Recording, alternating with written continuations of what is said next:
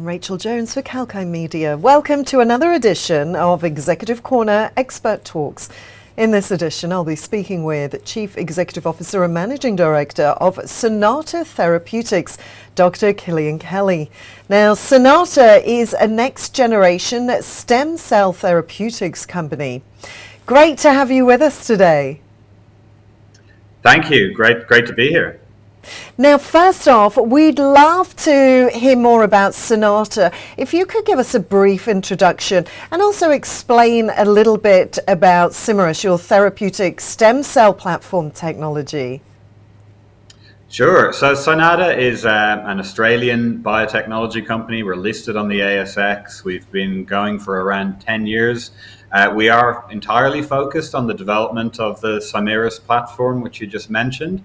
And what that is really is a new way of making certain types of stem cell therapies at scale. So we use a particular type of stem cell called an iPSC, or induced pluripotent stem cell, without getting too technical. And what that allows us to do is to make an effectively limitless number of cells from a single cell bank that came from a single donation from one donor. So it gets us away from a lot of the problems that people have when trying to make stem cell based therapies, because they usually have to get an ongoing supply of new donors, which has a lot of logistical challenges, but perhaps more importantly, that results in a lot of variability from one donor to the next. And that's a really big challenge when you're trying to make a pharmaceutical type product. So that's really what we're focused on doing, is making these stem cell based therapies using our unique platform that allows us to make consistent products at scale. And I believe you completed a strategic review of your clinical development portfolio. What can you tell me about this? Yeah, that's right. So I just transitioned into the CEO role at the start of July. Although I'm by no means new to the company, I am new to that particular role. And so really one of the first things I did was to sit down with the board and senior management team and other stakeholders and really take a deep dive into everything that we've got going on. And the outcome, as we announced in July, is that we're focused on a total of 4 clinical development programs at the moment. 2 of those are managed and funded by Cynata, and 2 of them are partnered. So the in-house programs that we're managing and funding ourselves are in a condition called graft versus host disease, where we've just started a phase 2 trial in that condition, and diabetic foot ulcer, where we have an ongoing trial that started last year, and we're now expecting that to conclude recruitment late this year, with results around the middle of next year. Our partnered programs include osteoarthritis, partnered with the University of Sydney. That's a phase 3 trial seeking to recruit 440 patients, and we've already got more than 300 in. So that's a really big trial. It's going to be a hugely exciting one. Again, we're expecting that to conclude recruitment later this year or early next year. And we're also working on a transplant trial in patients who've undergone a kidney transplant, and that's partnered with a group called the Leiden University Medical Center in the Netherlands. That one hasn't started yet. We're still going through the regulatory approval process. But that's really it in a nutshell in terms of where our focus lies right now.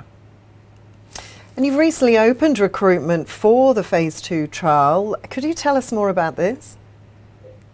Yeah, that's right. So just last week we announced that. So this is a global phase 2 trial in a condition called graft versus host disease, which is a rare condition, but a really, really horrible condition that's very difficult to treat, and currently has really poor outcomes, with mortality approaching 80% after 2 years in many cases.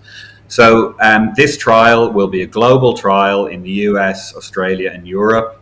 The first site to open last week was in Australia. We've got more sites coming on board very soon in the US and Australia, and a little bit down the track in Europe, hopefully as well. This trial, we would expect to complete recruitment by late next year, and then have results around about the second half of 2025. And that follows on from a very successful phase 1 trial that we completed in the same condition. We got excellent results in phase 1, so we're really optimistic about this trial.